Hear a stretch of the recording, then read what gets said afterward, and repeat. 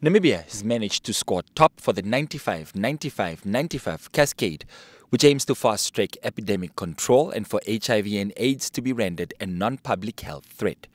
92% of the infected persons know their status, 98% are on treatment, 93% are virally suppressed and cannot transmit the disease.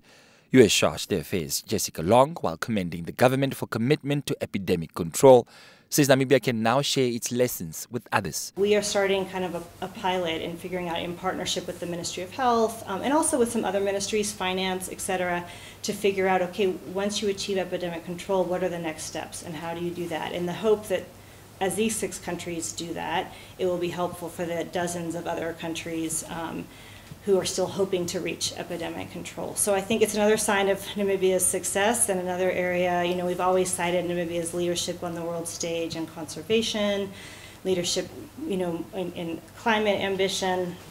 But I think this is another area too where it has been a domestic success, but it has implications beyond Namibia's borders for the potential to be helpful. And we're proud to have achieved that. Yes. Surpassed it actually. Yeah. But new diseases are coming up in Namibia that I don't like to hear, And in the world. Yeah, it's terrible.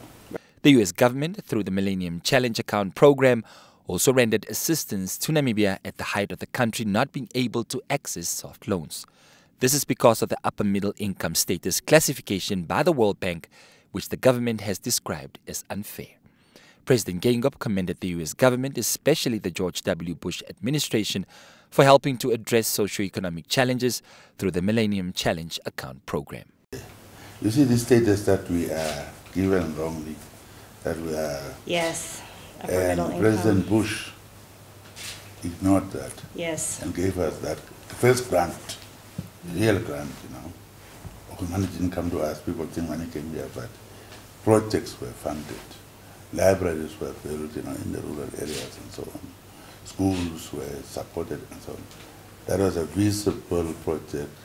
That was a grant, not a loan, it was a grant. That was very helpful. Then the PEPFAR, of course, went a long way too, as you are saying. That's why when President Bush left, I said, you must come to thank, because I was in public.